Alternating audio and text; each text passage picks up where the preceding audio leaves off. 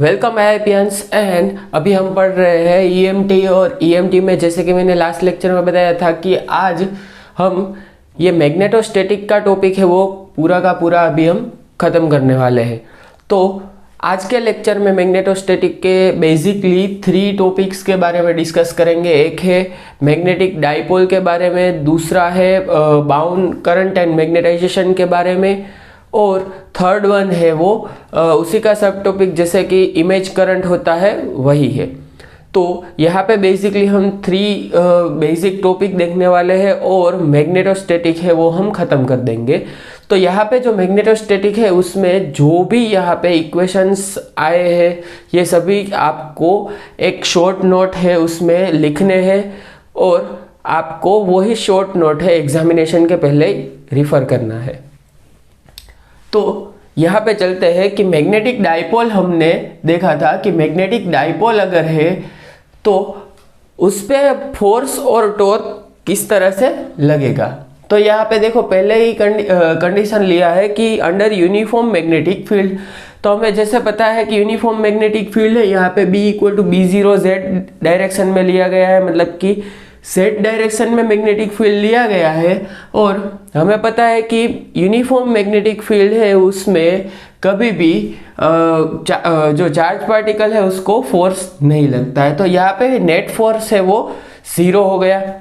अब net force 0 हो जाता है तो in uniform magnetic field there is no force on magnetic dipole. तो मैग्नेटिक डाइपोल पे कोई फोर्स नहीं लगेगा। तो ये स्टेटमेंट है वो आपके लिए इम्पोर्टेंट हो सकता है, एग्जामिनेशन में ये डायरेक्टली भी पूछा जा सकता है। अब यहाँ पे देखो यूनिफॉर्म है वो मेन वर्ड है, यहाँ पे की वर्ड है। अब बात करते हैं टॉर्क की।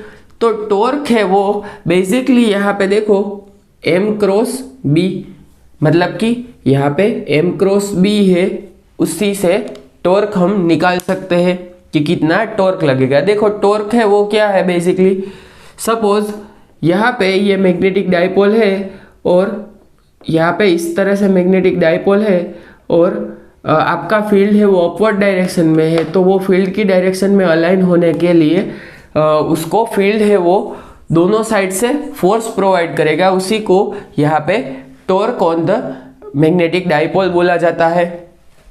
So potential energy of magnetic dipole. तो यहाँ पे टॉर्क है उसका सिंपल फॉर्मूला है। और यहाँ पे देखो टॉर्क का सिंपल फॉर्मूला हो गया। अब कभी कभी इस तरह से भी दिया जाता है कि एक डाइपोल है M1 वो फिक्स है और M2 है वो कुछ इस डायरेक्शन में है। तो देखो मैग्नेटिक फील्ड ऑफ M2, देखो M1 है वो फिक्स है, सो M2 है वो मूव कर रही होगी। तो M2 है वो इसके कौन सी डायरेक्शन में अलाइन होगी, इस तरह से आपको ये फिक्स रख के पूछा जाता है। तो आपको ये basically direct M1 and M2 है वो M1 का मैग्नेटिक फील्ड है वो यहाँ पे B1 लिखना है और यहाँ पे M2 लिखना है। डायरेक्टली आप प्रॉब्लम है वो सोल्व कर सकते हैं, लेकिन बहुत डीपली इसमें पूछा नहीं जाता है। तो यहाँ पे देखो potential energy of magnetic dipole. तो पोटेंशियल एनर्जी है वो किस तरह से दिखाई जाती है, देखो -(m.b), -(m.b) से दिखाई जाती है, मतलब -mb cos थीटा। तो मैग्नेटिक डाइपोल सपोज इस डायरेक्शन में आपका फील्ड है और आपकी मैग्नेटिक डाइपोल है वो इस डायरेक्शन में अलाइन है 90 डिग्री पे। तो यहाँ पे देखो cos 90 है वो 0 हो जाएगा। तो potential energy of the dipole है वो 0 हो जाएगी।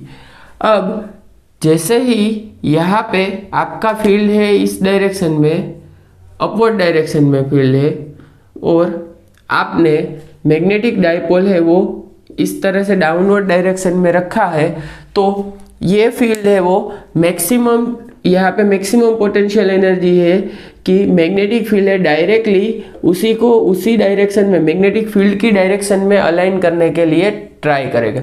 सपोज ये है वो एरो हेड है, तो यहाँ पे पोटेंशियल एनर्जी मैक्सिमम मिलेगी आपको जब एंगल है 180 डिग्री होगा, क्योंकि यहाँ से आपका मैग्नेटिक फील्ड है उसको अपनी डायरेक्शन में अलाइन करने की ट्राई कर रहा होगा, सो वो उस पे जो फोर्स है मतलब टॉर्क लगा रहा होगा। तो थीटा अगर 0 है मतलब इसी डायरेक्शन में है तो पोटेंशियल एनर्जी मिनिमम है। मतलब कि देखो यहाँ पे क्या बेसिकली एक एग्जांपल दे रहा हूं मैं कि सपोज यहाँ पे सपोज एक वाटर टैंक है, यहाँ पे एक वाटर टैंक है, उसमें पानी भरा हुआ है। मतलब या तो आप डैम सोच लो कि यहाँ पे एक डैम है, उसमें पानी भरा हुआ है। अब वो सर्टेन हाइट पे है, इसी वजह से उसके पास पोटेंशियल एनर्जी है। सर्टेन हाइट पे है, उसके लिए उसी की वजह से यहाँ पे उसमें पोटेंशियल एनर्जी है। अब जैसे ही आप यहाँ पे जो लाइन है सपोज उसके जो डोर्स है वो ओपन होंगे तो डायरेक्टली पानी है वो बहुत ही ज़्यादा फोर्स से पोटेंशियल एनर्जी जो उसमें स्टोर है उसको काइनेटिक एनर्जी में कन्वर्ट करके यहाँ से पानी फुल फोर्स से नीचे जाएगा। तो ये बेसिकली इसमें पोटेंशियल एनर्जी किस वजह से थी, उसकी कंडीशन की वजह से, मतलब कि उसकी पोजीशन की वजह से यहाँ पे पोटेंशियल एनर्जी स्टोर हुई थी।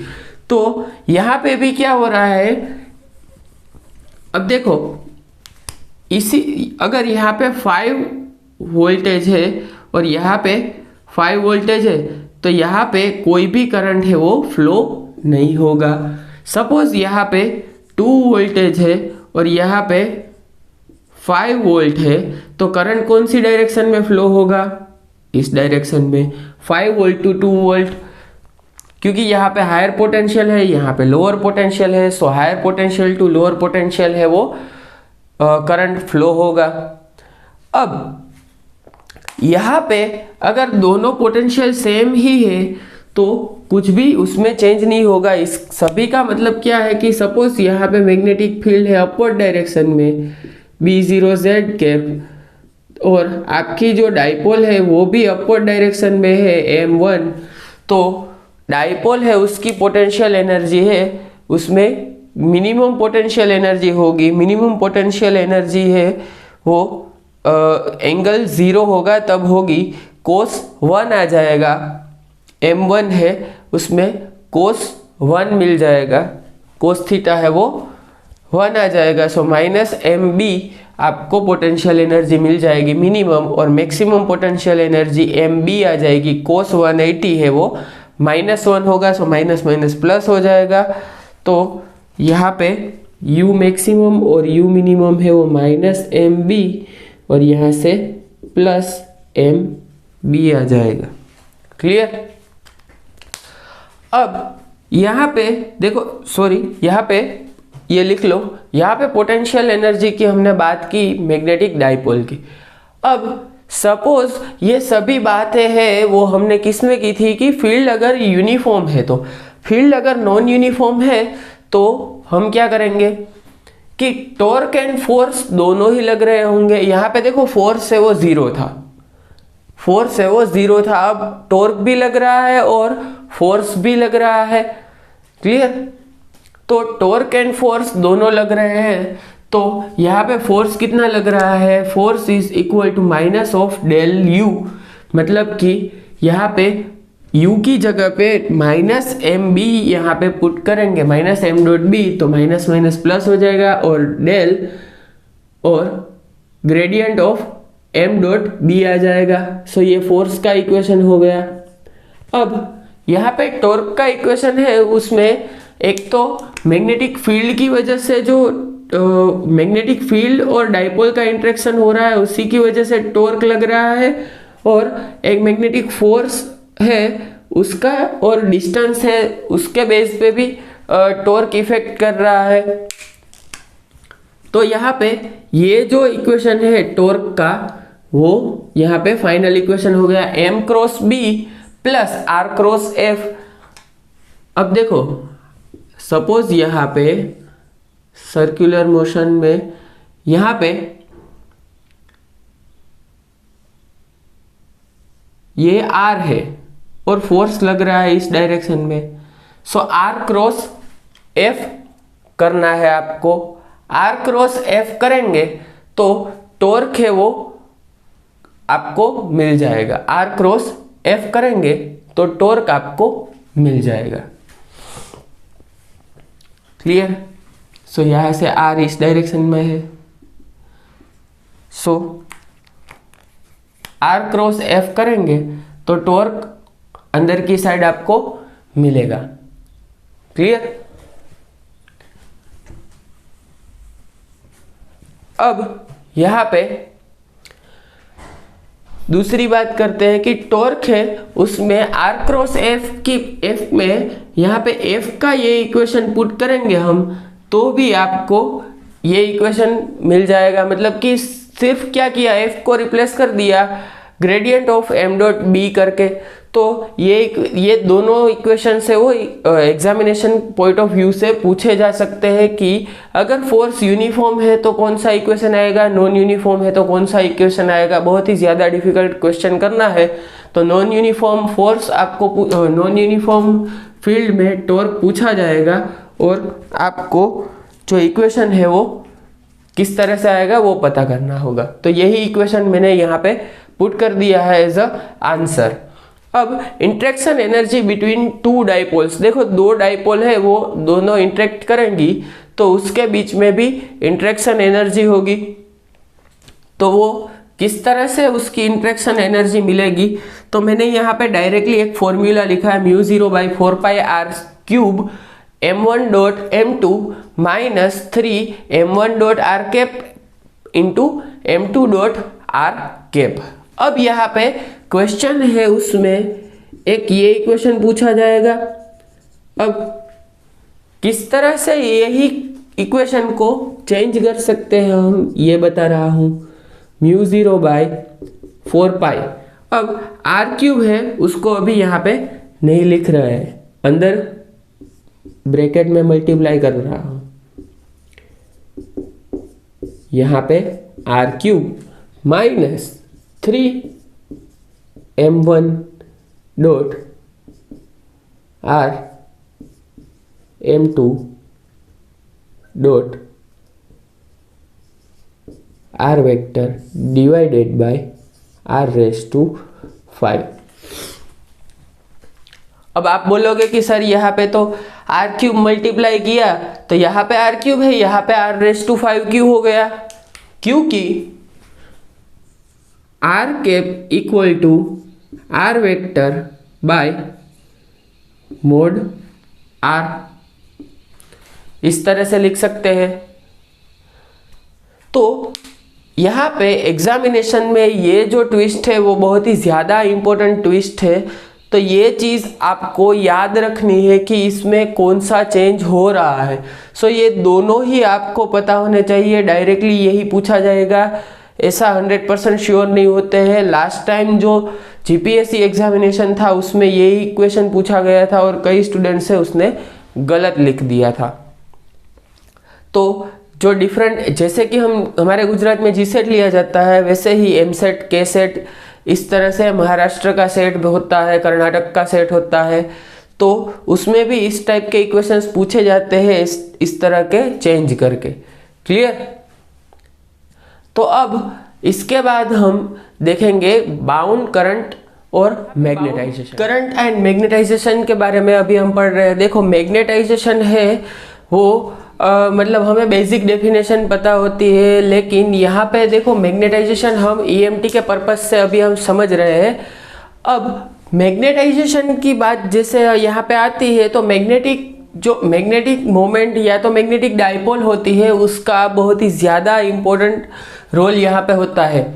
हमें जैसे कि पता है कि कोई भी अगर हम मैग्नेटिक मटेरियल के बारे में बात करते हैं तो ये मैग्नेटिक मटेरियल है, तो इसमें इस तरह से डिफरेंट सेक्शन होते हैं यहाँ पे कि जिसमें यहाँ पे सपोज एक लाइन में मैग्नेटिक डाइपोल यहाँ पे अलाइन होती है, या तो कभी कभी इस तरह के मटेरियल्स होते हैं कि जिसमें मैग्नेटिक फील्ड प्रोवाइड करते हैं तो यहाँ पे लाइन में मतलब डाइपोल मोमेंट है वो अलाइन नहीं होती है, तो उसी के बेस पे टाइप्स आते हैं जो डायामैग्नेटिक है, पैरामैग्नेटिक है, फेरोमैग्नेटिक, एंटी फेरोमैग्नेटिक, ये सभी जो टाइप्स है उस पे हम जाएंगे। लेकिन स्टार्ट करेंगे कहाँ से कि बाउंड करंट से। बाउंड करंट प्रोड्यूस किससे होता है तो कि बाउंड चार्ज से होता है। चार्ज जो कि बाउंडेड है और फ्री नहीं है उसी को ही बाउंड चार्ज कहते हैं। अब फ्री करंट है वो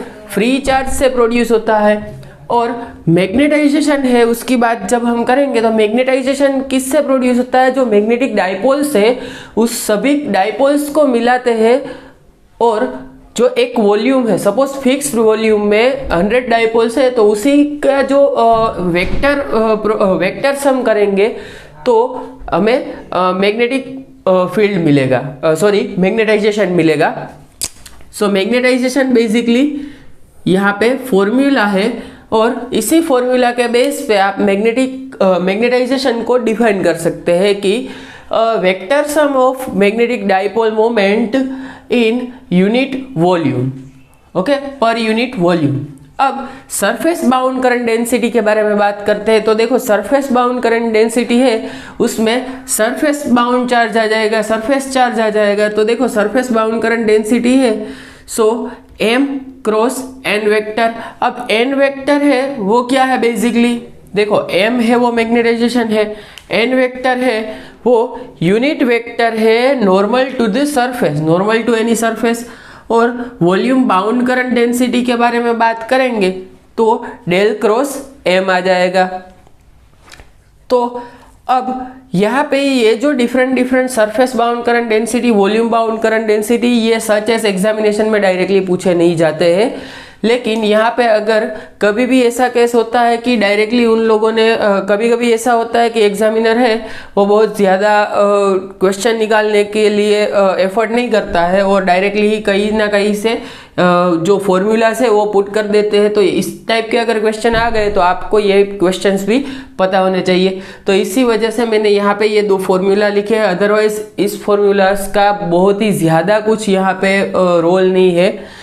अब यहाँ पे बेसिक बात आती है कि Ampere's law in magnetic materials. अब मैग्नेटिक मटेरियल्स है उसमें एम्पियर का लॉ हम देखते हैं तो बेसिकली एम्पियर का लॉ है del cross B equal to mu zero J. Del cross B equal to mu zero J है, यहाँ पे एम्पियर्स रूल आ गया। अब यहाँ पे देखो म्यू जीरो जे है तो जे है वो क्या है, वॉल्यूम करंट डेंसिटी है। वॉल्यूम करंट डेंसिटी है तो उसको 2 डिफरेंट पार्ट में डिवाइड किया जाता है। वॉल्यूम करंट डेंसिटी जे है वो जे फ्री प्लस जे बाउंड से बनता है, मतलब कि जे फ्री प्लस जे बाउंड है उसको यहाँ पे जे की वजह से जे की जगह पे रिप्लेस कर दिया है।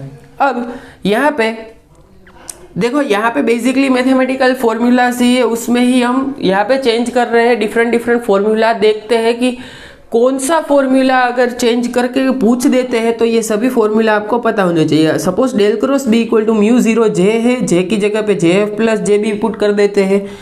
अब यहाँ से देखो अगर म्यू जीरो और mu zero J F plus mu zero J B होता है, अब म्यू जीरो जे बी है उसको इस साइड लेते हैं अगर, तो फॉर्मूला क्या हो जाएगा, देखो यहाँ पे ही हम लिखते हैं तो फॉर्मूला है वो क्या आ जाएगा देखते हैं।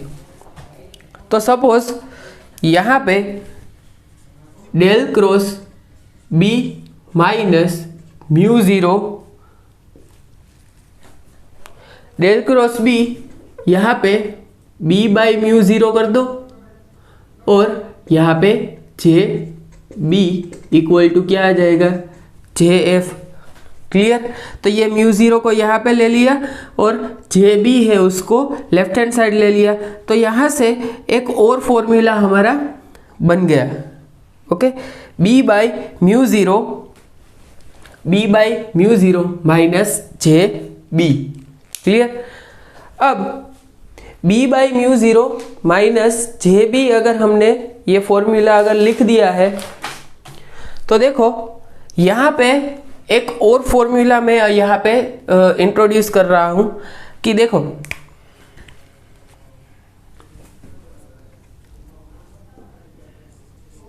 B by mu zero minus J B equal to क्या हो जाएगा, एच। और यहाँ पे B इक्वल टू है H प्लस M और यहाँ पे म्यू ज़ीरो। क्लियर? तो यहाँ से ही एक फॉर्मूला यहाँ पे मैंने जनरेट करके बताया है, यही फॉर्मूला यहाँ पे लिखा है। यहाँ पे देखो H है, H है वो बेसिकली मैग्नेटिक फील्ड इंटेंसिटी है, और M है वो मैग्नेटाइजेशन है, B है वो मैग्नेटिक फील्ड है। क्लियर? और यहाँ पे जो JF यहाँ पे जो लिखा गया है वो फ्री चार्ज डेंसिटी है। JF है वो free charge volume free charge density यहाँ पे है। अब यहाँ पे एक ये जो टेबल दिया गया है, यहाँ पे एक टेबल यहाँ पे मैं दिखा रहा हूँ जो मैंने बुक में लिखा है। तो ये टेबल है वो मैं आपको एज अ PDF प्रोवाइड कर दूंगा, और यहाँ पे भी मैं आपको एक्सप्लेन करने वाला हूँ कि सपोज डायामैग्नेटिक है तो उसके लिए कौन कौन से पैरामीटर्स आते हैं, ससेप्टिबिलिटी क्या होती है, परमिएबिलिटी क्या होती है। तो अब यहाँ से ये जो इक्वेशंस है वो याद रखने हैं। अब मैग्नेटिक ससेप्टिबिलिटी की बात करते हैं तो देखो यहाँ पे हमारे पास इक्वेशन है B equal to mu zero H plus M। अब सपोज अगर यहाँ पे हमने देखो मैग्नेटाइजेशन है वो बाउंड करंट से आ रहा है, मैग्नेटाइजेशन है वो यहाँ पे बाउंड करंट से आएगा, और मैग्नेटिक फील्ड इंटेंसिटी है वो फ्री चार्ज डेंसिटी से आएगी। सो फ्री चार्ज डेंसिटी से अगर ये जो मैग्नेटिक फील्ड इंटेंसिटी आ रही है, सो यहाँ पे हर बार JF के कोरस्पोंडिंग आपको H ही मिलेगा। अब यहाँ पे देखो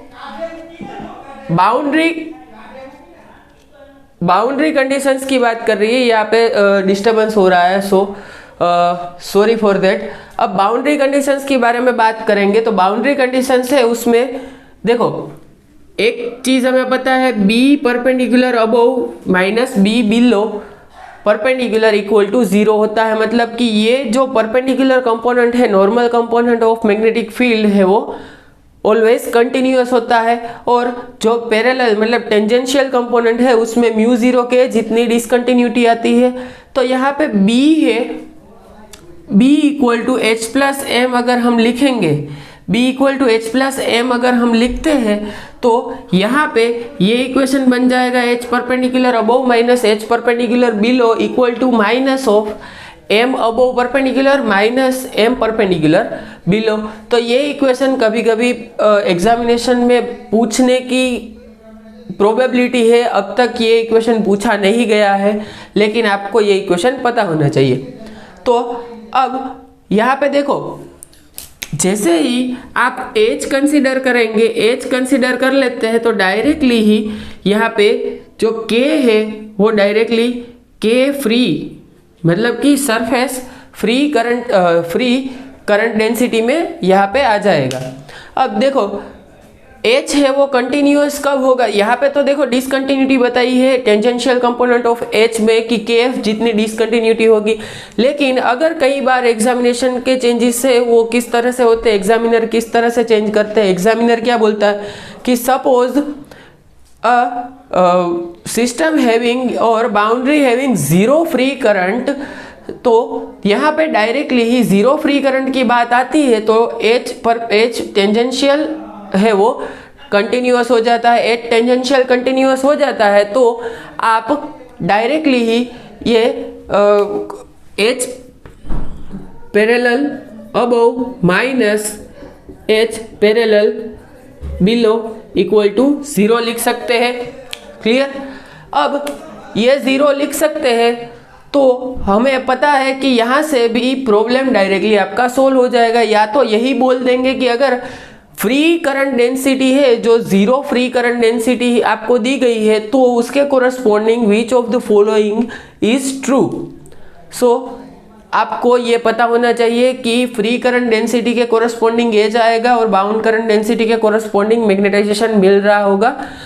तो अब हम देखते हैं बाउंड्री कंडीशंस के बाद जो मैंने बताया कि ये जो टेबल है मतलब डायामैग्नेटिक है मटेरियल, पैरामैग्नेटिक मटेरियल है, तो क्या क्या चेंजेस होंगे, कौन परमिएबिलिटी कैसी होगी या ससेप्टिबिलिटी कैसी होगी। यहाँ पे जो काई है इसे काई बोला जाएगा और वो यहाँ पे ससेप्टिबिलिटी है। देखो म्यू एच, अगर म्यू है वो कोई मटेरियल दिया गया है तो म्यू जीरो म्यू आर और एच इस तरह से भी लिख सकते हैं, क्योंकि mu equal to mu zero mu R होता है। क्लियर। तो अब यहाँ पे हम डायामैग्नेटिज्म और पैरामैग्नेटिज्म है उसकी कंडीशंस क्या होगी, कौन से मीडिया है वो लीनियर है, कौन से नॉन लीनियर है, उसकी भी बात करते हैं। अब यहाँ पे देखो हम बात करते हैं कि डायामैग्नेटिक, पैरामैग्नेटिक, फेरोमैग्नेटिक मटेरियल है उसमें किस तरह से ये जो पैरामीटर्स है वो चेंज होते हैं। तो देखो डायामैग्नेटिक में मैग्नेटाइजेशन है। डायामैग्नेटिक मटेरियल किसे कहते हैं पहले वो देखते हैं कि डायामैग्नेटिक मटेरियल ऐसे होते हैं कि जो मैग्नेट है वो आप नज़दीक लाते हैं तो वो मैग्नेट को रिपल करते हैं, तो यहाँ पे मैग्नेटाइजेशन है वो नेगेटिव होता है। अब पैरामैग्नेटिक मटेरियल है उसमें जब मैग्नेट हम नज़दीक थोड़ा उससे नज़दीक लाते हैं तो हम वो मटेरियल से वो उसमें स्मॉल मैग्नेटिक फील्ड है वो जनरेट होता है और इंटरनली वो थोड़ा मैग्नेटाइज होते हैं टेम्पररीली।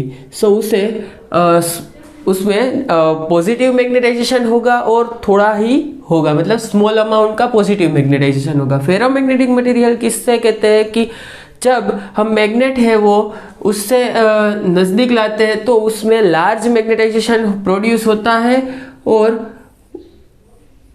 उसमें लार्ज मैग्नेटाइजेशन प्रोड्यूस होता है। यहाँ पे मैग्नेटाइजेशन पॉजिटिव एंड लार्ज है।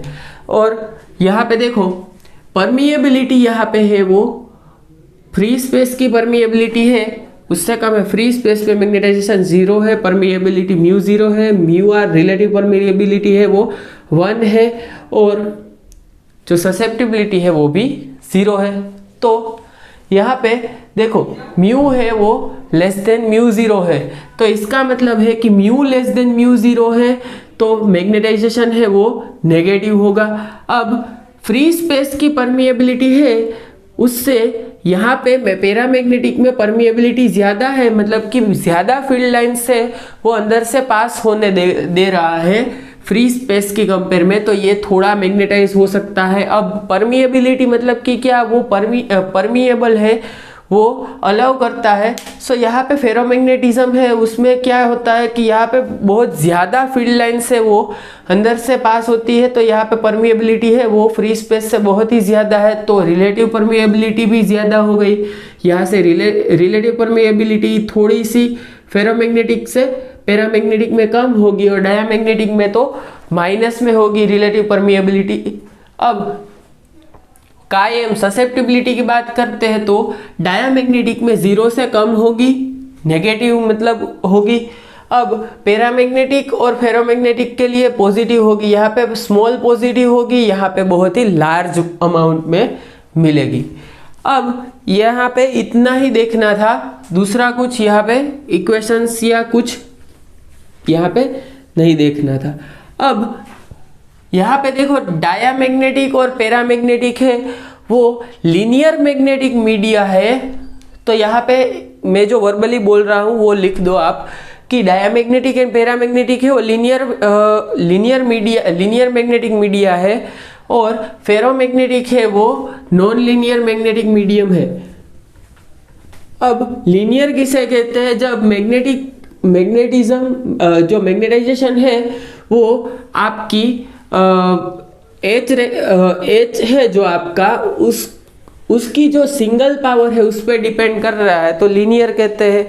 अगर बहुत ही ज़्यादा पावर मतलब h⁻², 3 या 4 होता है तो वो नॉन लीनियर कहते हैं। अब इमेज करंट का ये जो कंसेप्ट है वो लास्ट कंसेप्ट है। इमेज करंट के कंसेप्ट में क्या होता है कि जब यहाँ पे देखो यहाँ पे z=0 है, वहाँ से नीचे की साइड एक मीडियम फिल किया गया है और यहाँ पे फ्री स्पेस है ऊपर की साइड। अब फ्री स्पेस में एक वायर है वो यहाँ पे रखा गया है, तो जब वायर में से करंट I पास हो रहा है, वायर में से करंट I पास हो रहा है, तो यहाँ पे देखो करंट यहाँ से I पास हो रहा है राइट हैंड साइड डायरेक्शन में, तो यहाँ पे जो मीडियम है उसमें देखो जैसे कि यहाँ मिरर है, आप इस साइड खड़े हैं तो आपका और मिरर का डिस्टेंस 10 फीट है, तो आपका और आपकी जो इमेज यहाँ पे है, आपका रिफ्लेक्शन है,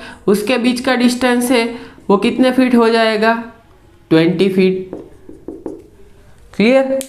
तो इसी तरह से यहाँ पे जो z=0 है उसी के सामने की साइड मतलब कि z=0 के बिलो यहाँ पे भी एक करंट है वो जनरेट होगा जो कि इमेजिनरी होगा।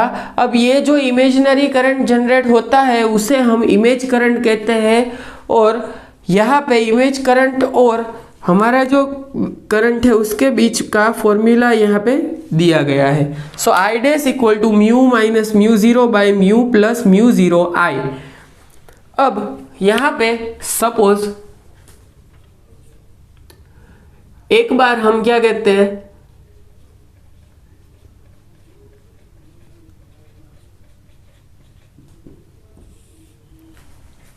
एक बार हम सुपर कंडक्टर फिल कर रहे हैं और एक बार हम एक म्यू इक्वल टू इनफाइनाइट वाला जो मीडिया है वो यहाँ पे हम फिल कर रहे हैं। सो सपोज परमिएबिलिटी है वो इनफाइनाइट है, मतलब कि देखो परमिएबिलिटी वो ज़्यादा होती है जितनी उतना वो फेरोमैग्नेटिक होता है। तो यहाँ पे परफेक्टली मैग्नेटिक मटेरियल यहाँ पे प्रोवाइड कर दिया है, तो यहाँ पे म्यू इक्वल टू इनफाइनाइट है, तो यहाँ पे म्यू इक्वल टू इनफाइनाइट अगर हम पुट कर रहे हैं तो यहाँ पे देखो I dash equal to mu है वो बाहर लिखते हैं, तो म्यू बाई म्यू यहाँ से 1 minus μ0 by mu divided by 1 plus μ0 by mu I।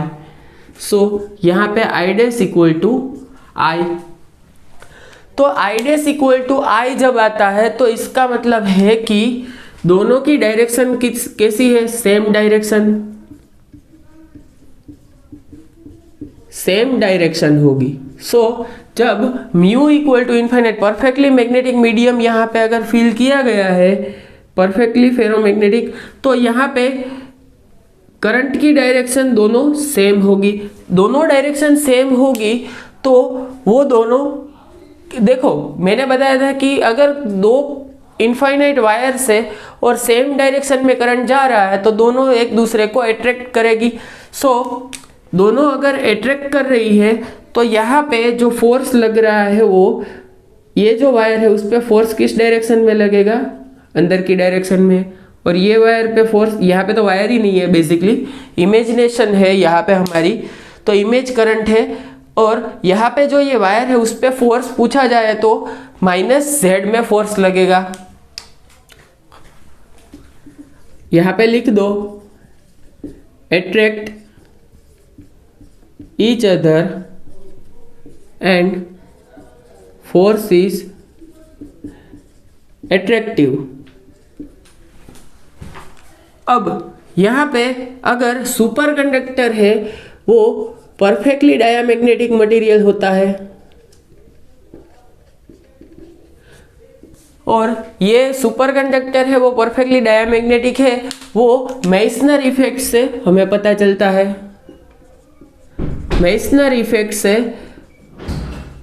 बोला गया है कि ये सुपर कंडक्टिंग स्टेट में जब कोई भी मटेरियल आता है तो वो परफेक्टली डायामैग्नेटिक ही होता है। और मेसनर इफेक्ट का स्टेटमेंट है वो क्या है? Expulsion of magnetic field lines below the critical temperature.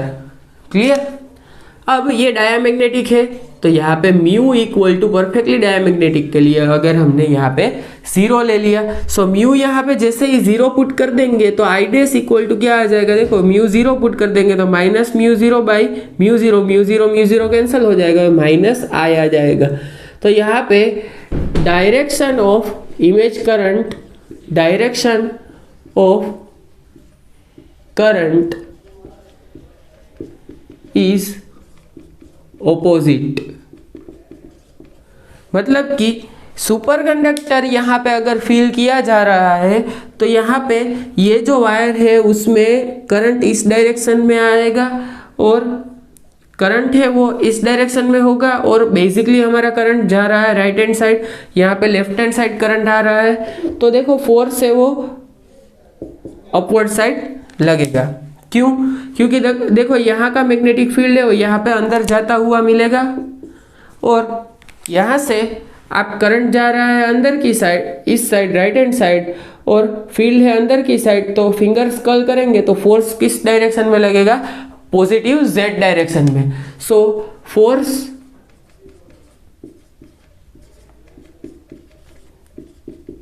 Repulsive होगा पॉजिटिव जेड कैप में, और अगर सुपर कंडक्टर है तो डायामैग्नेटिज्म फॉलो करेगा परफेक्टली और फोर्स रिपल्सिव होगा।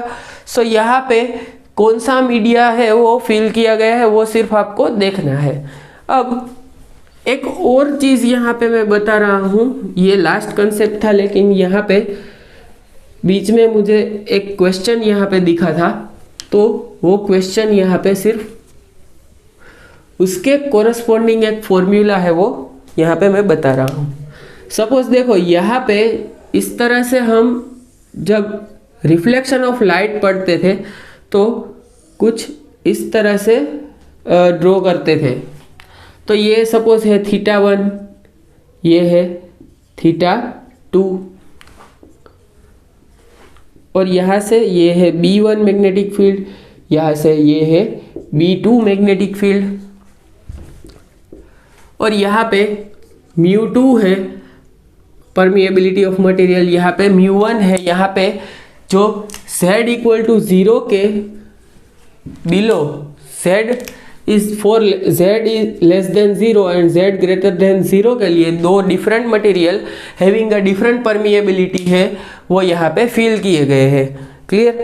तो यहाँ पे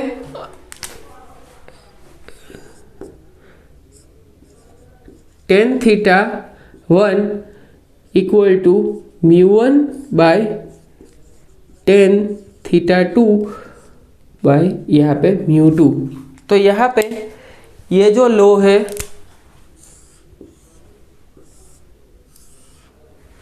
देखो ये बेसिकली इक्वेशन से आते हैं, और यहाँ पे कंडीशन क्या है, no free current density flows on boundary, मतलब कि यहाँ पे KF इक्वल टू 0 है, फ्री करंट डेंसिटी 0 है, एंड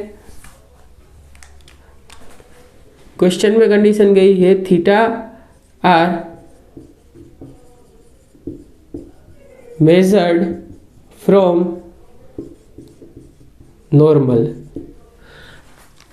तो ये फॉर्मूला आपको याद रखना है कि कभी भी एंगल दिया गया है, दो एंगल और एक परमिएबिलिटी दी गई है तो दूसरी परमिएबिलिटी निकाल सकते हैं या तो दूसरा एंगल निकाल सकते हैं। तो ये बेसिकली इस देखो ये डायरेक्टली मैंने क्वेश्चन का आंसर दे दिया है यहाँ पे, लेकिन यहाँ पे फॉर्मुलेशंस किस तरह से होता है ये बता रहा हूँ कि यहाँ पे देखो B है B1, उसका जो नॉर्मल कंपोनेंट है ये है सरफेस के नॉर्मल, सरफेस का नॉर्मल कंपोनेंट ये है B1 cos θ1 ए इक्वल टू B2 cos θ2, ऐसा होगा क्योंकि ये दोनों है उसमें डिसकंटिन्यूटी यहाँ पे नहीं होगी। अब वैसे ही यहाँ पे B1 sin θ1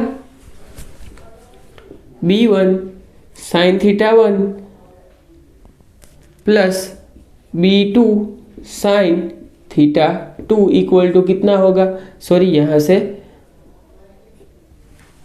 यहाँ पे डिसकंटिन्यूटी अमाउंट कितना होगा, म्यू ज़ीरो जे जितना।